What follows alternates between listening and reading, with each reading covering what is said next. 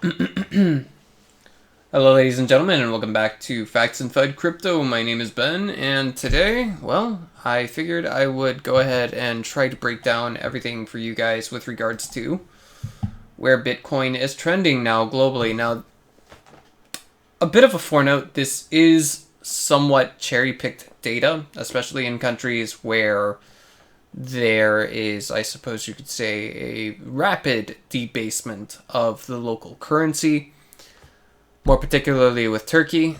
What I did was, with several screenshots here from Google Trends from last night, I basically went through and I compared how many countries were searching for Bitcoin in whatever language was relevant.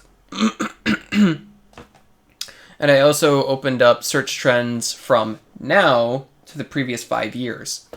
And so that's why we have here, Turkey.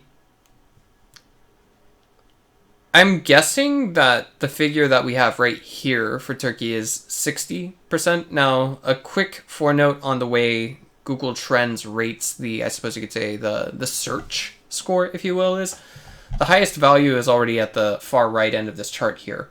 And that value is thus at 100. Now, if we check the scale here, then that puts us at about 60, 62, I think, that kind of range. So that is to say, if 100 people were searching for Bitcoin here at the top, that would mean that only 60 to 65 people or 62 people were searching for Bitcoin back in December of 2017, and therefore you could say in some ways interest has peaked out and may just simply continue to grow from here. I am not a financial advisor, and I cannot tell you guys what to do. Next up on our list, we've got Venezuela, and unsurprisingly, it has already surpassed the, I suppose you could say, the peak from 2017 December, but more specifically, what is going on now is it would seem that if 100 people were looking for Bitcoin today in Venezuela, then maybe 95 were looking for Bitcoin back in December of 2017. When we get to Brazil, however, the picture is more of a close but no cigar type of picture. And that tells me that locally there seems to be some kind of waning interest in Bitcoin versus our last country, Venezuela. So, just kind of worth comparing if you guys would like to do that. Next up on our list, we've got Mexico, which has more or less just barely passed the 2017 search trend. If this was 100, I reckon that this would be 98 people that were looking for Bitcoin back in December of 2017 versus now. Now, with South Korea and Japan more particularly, that's where things become a little bit more tricky. And the reason why is because in South Korea, no one's searching for Bitcoin in English. They are searching for its Korean term. Check this out. Bitcoin.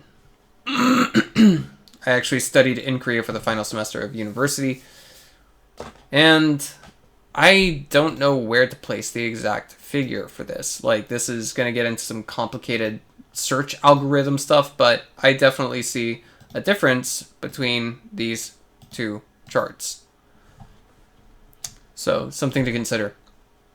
Next up, if we check Japan, this is searching in English, and this is searching in Japanese, and there is a significant difference between the two. I can't actually read this, by the way.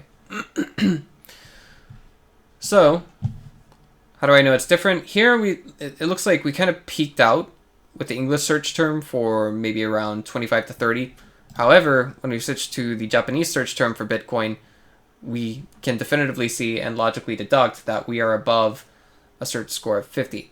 However, we have not gotten back to the 2017 all-time high.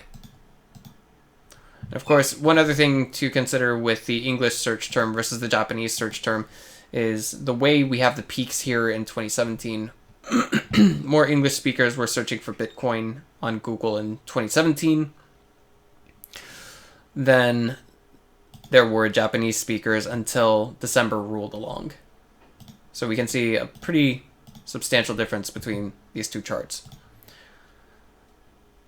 Progressing forward, or rather continuing on, if we compare in Singapore for December 2017 versus now, I would say that it's pretty obvious that in December of 2017, there were more people searching for Bitcoin than there are now. And I'd say like 4 out of 5 people might have their interest peaked in Bitcoin. But since Singapore is a major financial hub, that's the first thing. The second thing is their official language is English. I would not be surprised to hear or see that a majority of Singaporean financial institutions were already offering some form or another of Bitcoin custodial services or Bitcoin exchange registration licenses, etc., etc. What I do know is that recently DBS Bank, which is based in Singapore, actually opened up to offering their clients custodial services for buying and storing Bitcoin. However, that very same company at one point called Bitcoin a scam and a Ponzi scheme. Continuing onward, if we were to check up on Hong Kong, 100 people were searching in December of 2017. We fast forward to today, and it looks like that's somewhere in the range of 80 to 90 people have been searching for Bitcoin in Hong Kong over the past few weeks. I think this trend is going to continue to go up. If it goes down, that would simply mean that we have more people who are getting on board with the Bitcoin narrative, the hedge against inflation, the tool against debasement of currencies, the uncensorable and unblockable immutable blockchain, the way to send funds from point A to point B without them getting blocked by an intermediary, that kind of thing. So, if you guys like this video, make sure you go ahead and drop me with a like. If you got any questions, leave them in the comments below. And as always, consider subscribing. I actually didn't think there would be that many new people subscribing. That's why I kind of quit making videos for a short while. But hey, thanks guys. So, I'll be back and I'll keep making more videos, and I'll see you guys in the next one.